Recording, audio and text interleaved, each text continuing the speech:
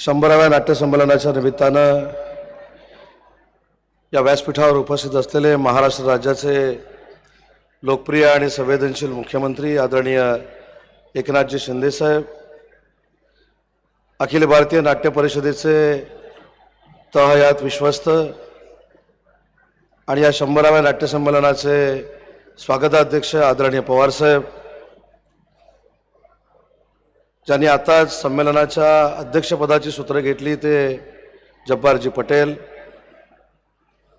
ज्यांनी सूत्र त्यांच्याकडे दिली ते प्रेमानंद गजवी, खासदार श्रीरंगजी बारणे, अखिल भारतीय नाट्य परिषदेचे अध्यक्ष प्रशांतजी दामले, विश्वस्त अशोकजी हांडे, मोहनजी जोशी, व्यासपीठावर उपस्थित असलेले जिल्हाधिकारी,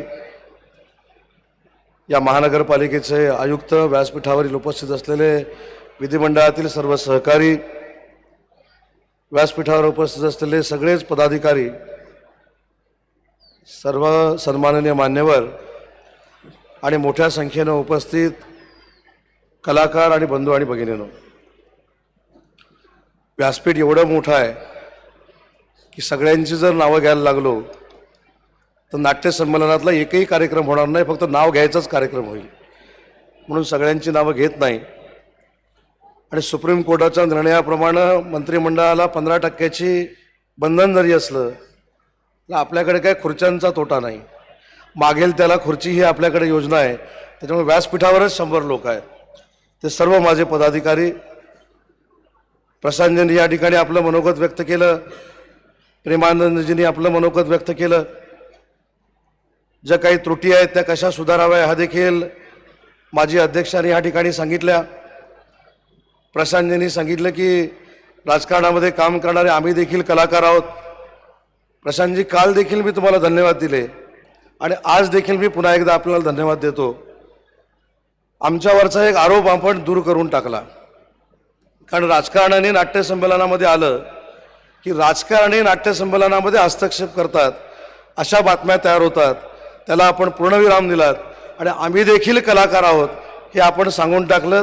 त्याच्यामुळे आता अखिल भारतीय नाट्य परिषदेमध्ये आमचा वावर आहे त्याच्यापेक्षा सुखकर आपण केलात, त्याबद्दल देखील मनापासून मी आपल्याला धन्यवाद देतो. आज अतिशय चांगलं नाट्य संमेलन आमचे इथले संयोजक भाऊ भोईर आणि त्यांच्या सर्व सहकाऱ्यांनी आयोजित केलं. 100व्या नाट्य संमेलन नक्की कुठं होणार आहे आणि कधी होणार आहे याची देखील फार मोठी शंका सगळ्यांच्याच मनामध्ये होती. अध्यक्ष तर ठरलेले होते, पूर्वीचे अध्यक्ष 5 वर्ष होते, 5 वर्ष नाट्य संमेलन होऊ शकलं नाही. आणि अनेकांच्या मनामध्ये कदाचित अशी शंका होती भाऊ की हे 100व्या नाट्य संमेलन रत्नागिरीमध्ये होईल. परंतु आपण 25 वर्ष केलेली पवारसाहेबांच्या नेतृत्वाखालची मेहनत आम्ही सगळ्यांनी बघितली आणि म्हणून एकमतानं आम्ही निर्णय घेतला की पूर्वसंध्या ही पुण्याला झाली पाहिजे आणि मुख्य संमेलन हे पिंपरी चिंचवडला झालं पाहिजे. पण तुम्ही एवढ्या चांगल्या पद्धतीने हे संमेलन इथं आयोजित केलं आहे. आता आमची सगळ्यांची जबाबदारी वाढलेली आहे की 100व्या नाट्य संमेलनासारखं नाट्य संमेलन हे प्रत्येक जिल्ह्यामध्ये आता झालं पाहिजे.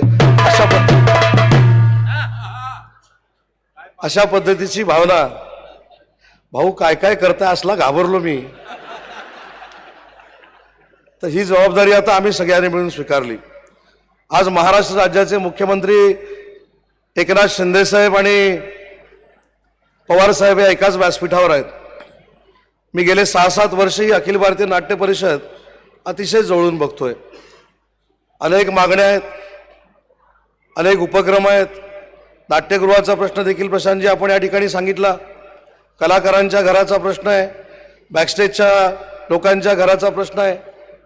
मला मुख्यमंत्री महोदयांना एक विनंती करायची आहे की हे 100व्या नाट्य संमेलन झाल्यानंतर एक चांगली बैठक आपल्या अध्यक्षतेखाली अखिल भारतीय नाट्य परिषदेच्या सगळ्या पदाधिकाऱ्यांना घेऊन आपण घ्यावी आणि इतके वर्ष प्रलंबित असलेला कलाकारांच्या घराचा प्रश्न, बॅकस्टेजवाल्यांचा प्रश्न हा आपण सोडवावा, ही देखील विनंती या कार्यक्रमाच्या निमित्तानं या संस्थेचा विश्वस्त म्हणून मी आपल्याला करणार आहे.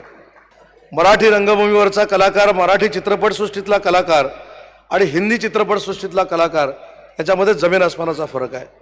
आजही मराठी रंगभूमी टिकवण्याचं काम हे समोर सगळी दिग्गज मंडळी बसलेली आहेत या सगळ्यांनी मिळून केलेला आहे. परंतु काही ठिकाणी यांच्या निवृत्तीच्या वयामध्ये घराच्या अनंत अडचणी यांच्यासमोर निर्माण होतात, पेन्शनच्या प्रश्न निर्माण होतात आणि म्हणून आम्ही सगळ्या विश्वस्तांनी पवारसाहेबांना विनंती केली आणि जे आपल्या पुढाकारानं 9,73,00,000 रुपये आम्हाला मिळालेले आहेत त्यातला काही हिस्सा हा पेन्शनसाठी आणि मेडिक्लेमसाठी कलाकारांचा आणि बॅकस्टेजवाल्यांचा हा ठेवण्याचा निर्णय आम्ही नाट्य परिषदेमध्ये घेतलेला आहे. आणि म्हणून वृद्धाश्रमाची जागा आमच्याकडे तयार आहे.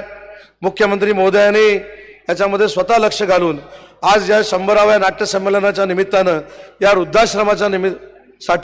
वृद्धाश्रमाच्या कामासाठी 25 कोटी रुपयाचा भरघोस निधी महाराष्ट्र शासनाकडनं जाहीर करावा ही देखील त्यांचा मंत्रिमंडळातला एक सहकारी म्हणून आणि या नाट्य परिषदेचा विश्वस्त म्हणून या ठिकाणी मी विनंती करतो. जास्त वेळ मी घेणार नाही, परंतु एक महत्त्वाची गोष्ट मला जाता जाता या ठिकाणी सांगायची आहे. भाऊ भोईर असतील, त्यांचे सर्व सहकारी असतील, यांनी अतिशय चांगल्या पद्धतीचं हे नियोजन केलं आणि सगळ्यात महत्त्वाचा नाट्यसंमेलनाचा भाग तुम्ही 100च्या 100 माजी नाट्यसंमेलन अध्यक्षकांची देखील आठवण ठेवलीत. ही सगळ्यात आमच्या दृष्टीनं महत्त्वाची गोष्ट आहे.